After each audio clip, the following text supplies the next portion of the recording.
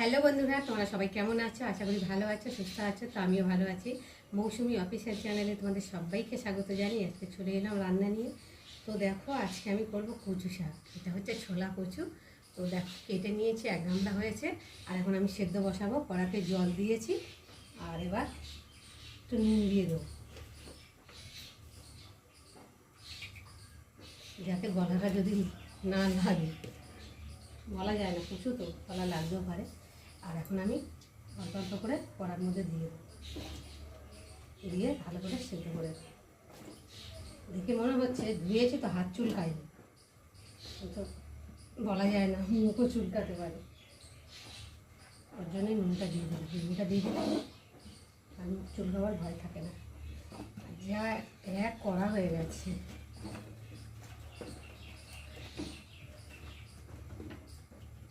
দেখো, কচুটা দেখে বুঝতে পারছো কত বড় বড় কচু ডাঁটা। এটা কচু না, কচু শাক।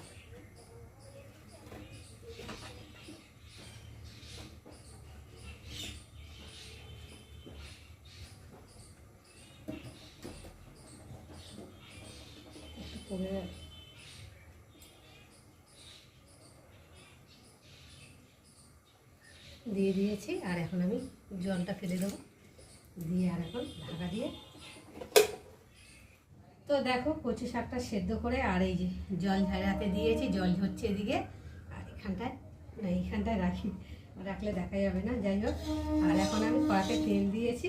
আর এখন এই দেখো, চিংড়ি মাছগুলো ফার্স্টে ভেজে নেব।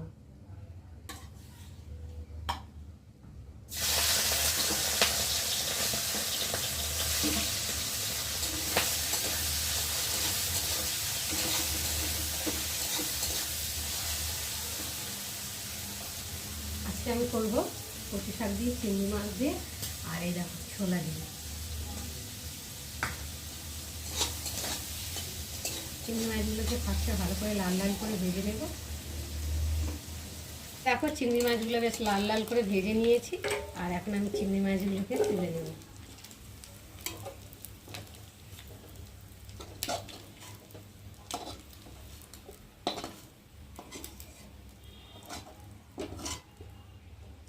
দেখো, আর এবার কড়াতে একটু তেল দেব।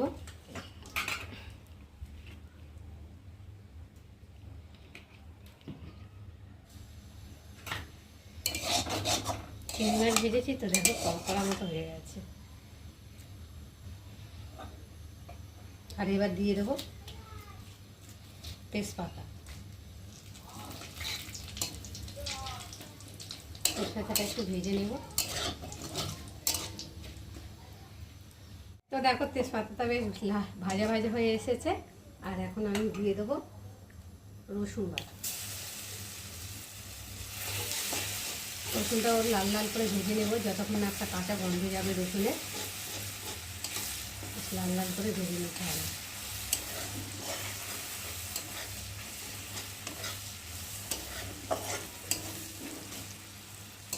তো দেখো, রসুনটা বেশ লাল লাল করে ভেজে নিয়েছি। এখন দিয়ে দেবো আদা বাটা, জিরে বাটা, কাঁচা লঙ্কা,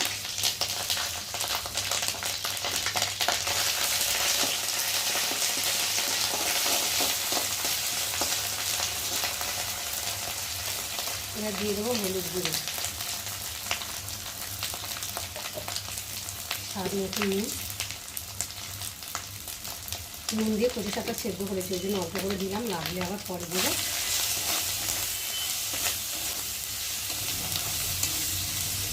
এবার দিয়ে দেবো ছোলা, কাঁচা ছোলা।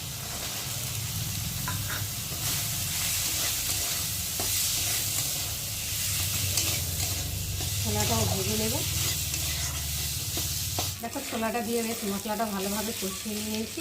আর এখন ভেজে রাখা চিংড়ি মাছগুলো দিয়ে দেবো। চিংড়ি মাছটা দিয়ে মশলার সাথে বেশ ভালোভাবে কষিয়ে নিয়েছি। আর মশলা থেকে দেখতে পাচ্ছ ভাজা ভাজা হয়ে গেছে, আর মশলা থেকে তেলও ছেড়ে দিয়েছে। আর এখন আমি দিয়ে দেবো সেদ্ধ করে রাখা কচুগুলো।